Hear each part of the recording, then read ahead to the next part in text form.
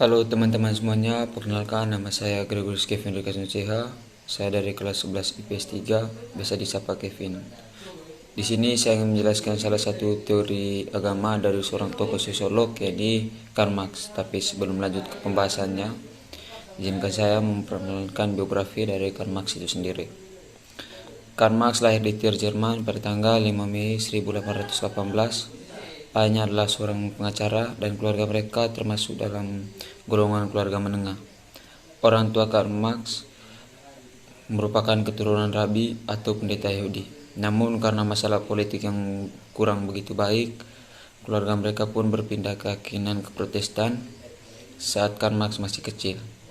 Karl Marx masuk ke Universitas Bonn untuk belajar filsafat dan sastra, namun ayahnya mendorong Karl Marx untuk mengambil bidang hukum, sehingga Karl Marx berpindah ke Universitas Berlin untuk belajar hukum dan mendapat gelar doktor di universitas tersebut. Karena terkenal dengan filsafat Hegel, Karl Marx menjadi Hegel yang muda dan berhasil mencatatkan namanya sebagai seorang tokoh sosiologi di dunia. Tujuan pembelajaran kali ini yakni untuk mengetahui pokok-pokok pemikiran Karl Marx tentang agama dan bagaimana eksemplar penggunaan teori Karl Marx dewasa saat ini. Pokok pemikiran Karl Marx tentang agama tidak terlepas dari dasar teori materialisme historis yang ia kemukakan. Menurut Marx, moda produksi manusia akan menentukan kesadarannya, dan kesadaran tersebut akan menentukan kehidupan sosialnya. Pada kenyataannya, pada masyarakat industri, moda produksi manusia telah dikuasai oleh kepentingan kelas pemilik modal, dan kelas pekerja telah dieksploitasi dalam rangka kapitalisasi modal tersebut.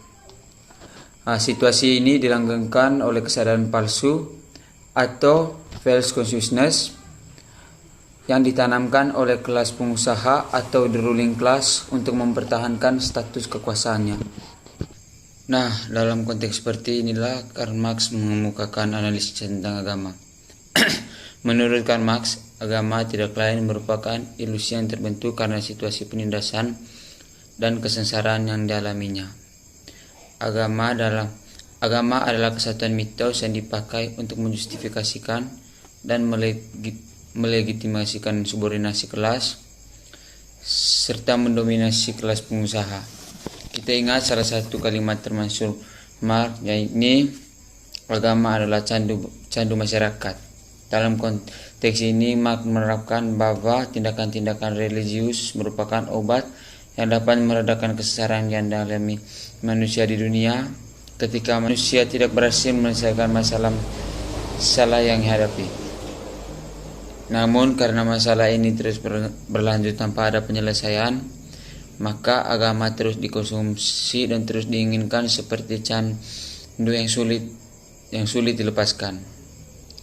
Agama dalam hal ini menjadi harapan penyelesaian kesengsaraan manusia dengan beberapa cara, antara lain janji akan kehidupan yang indah setelah kematian, janji akan pembalasan bagi mereka yang melakukan kejahatan, janji bahwa akan ada pahala setelah kematian, janji bahwa akan ada intervensi kekuatan supranatural atau yang disebut Tuhan yang akan membawa keadilan, dan masih banyak lagi. Harlan Bosch dan Holborn dalam bukunya Sosiologi Times and Perspective mengemukakan bahwa dalam pandangan Marx, agama bukan saja sesuatu yang ada dan langgeng karena situasi penindasan dan kesesaran.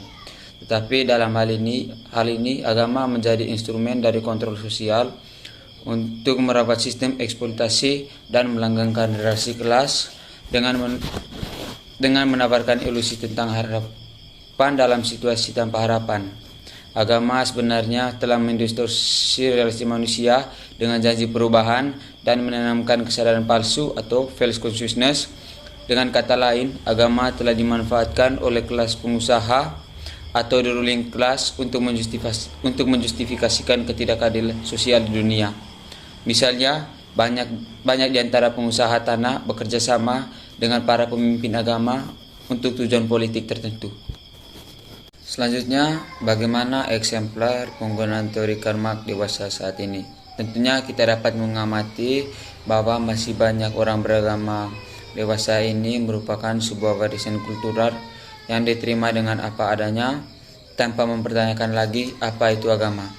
Dan banyak orang sebenarnya tidak mengusahakan dalam tanda kutip kesadaran selain dari kesadaran yang dimilikinya saat ini tentang agama, yang menurut Mark ini merupakan kesadaran palsu.